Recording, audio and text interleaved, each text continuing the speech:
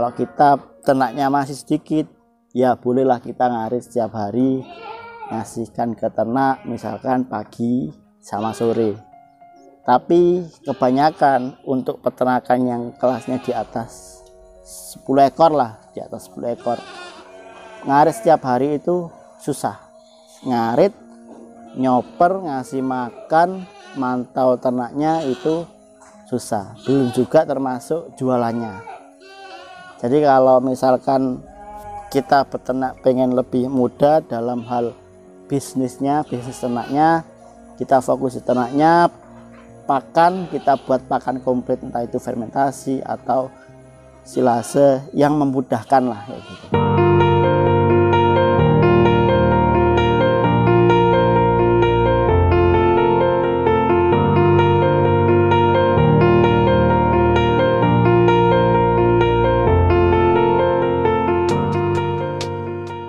Assalamualaikum warahmatullahi wabarakatuh.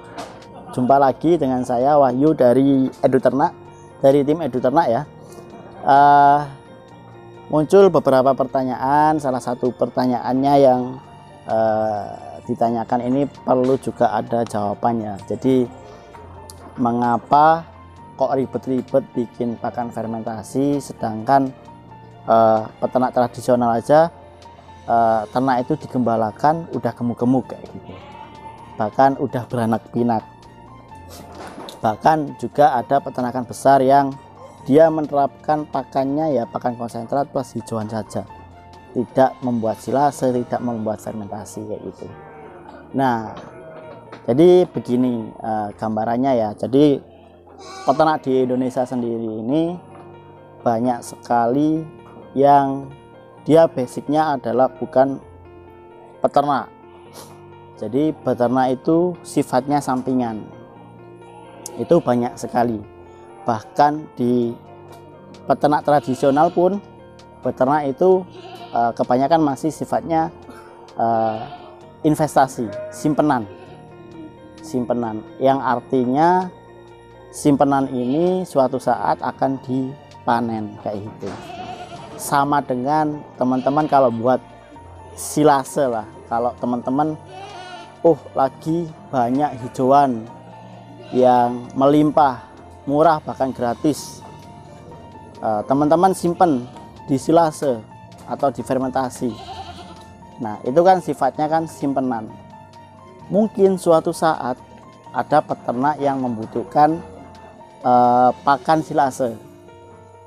Nah teman-teman bisa jual itu kayak gitu. Nah sama dengan petani yang peternak itu sifatnya sampingan.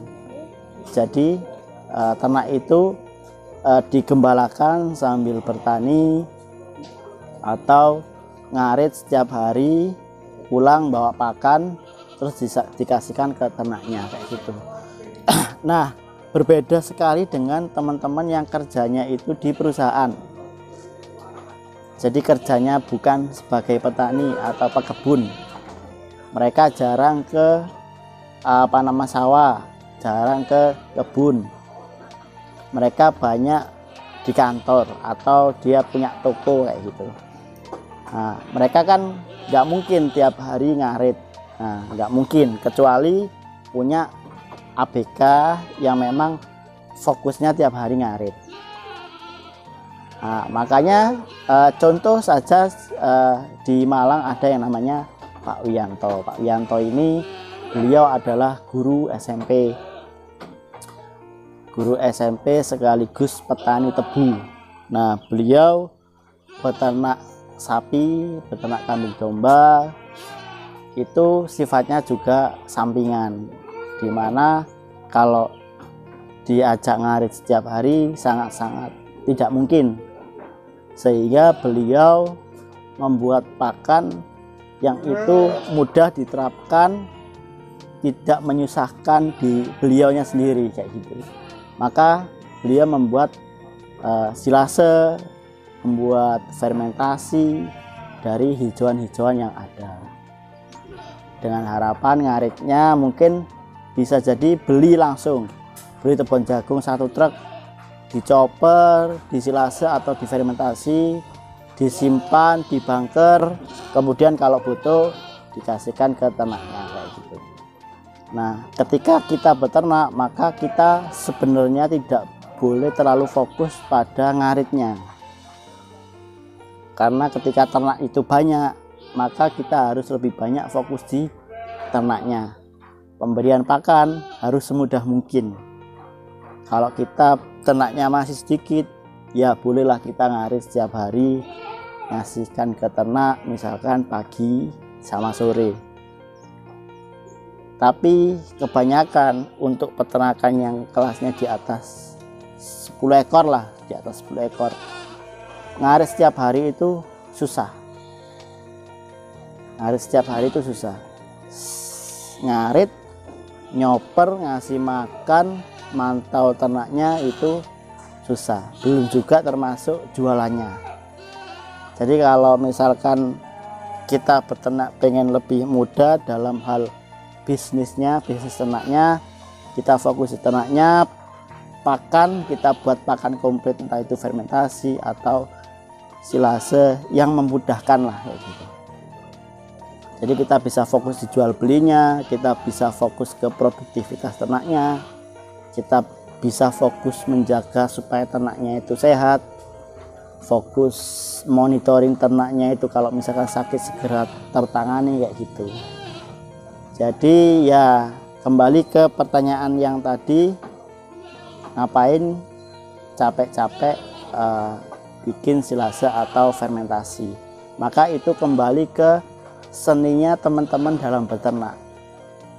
Kalau teman-teman punya kekurangan di mana waktunya tersita habis untuk pekerjaan utamanya, maka itu menjadi solusi. Meskipun solusi itu bisa misalkan pakan komplit kering, itu bisa, atau kita titipkan aja ternaknya ke orang, itu juga bisa. Nah, itu kembali ke seninya dalam beternak. Jadi kita nggak bisa menyalahkan cara beternak masing-masing.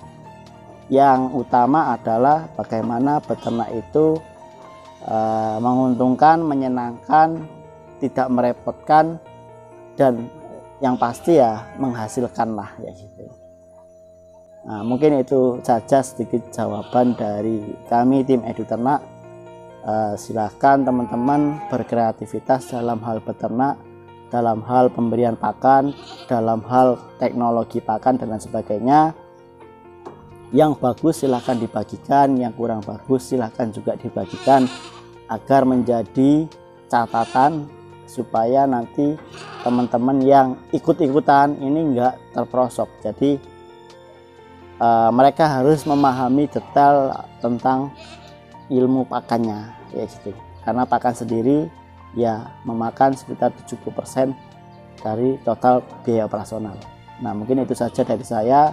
Jangan lupa ikuti workshop-workshop yang kami jalankan, kami jadwalkan. Silakan teman-teman cek di deskripsi bila ada informasi terbaru seputar jadwal workshop, dan buat teman-teman juga bisa lihat-lihat video kita sebelumnya dan bisa juga mengikuti acara Zoom yang biasa kita jalankan.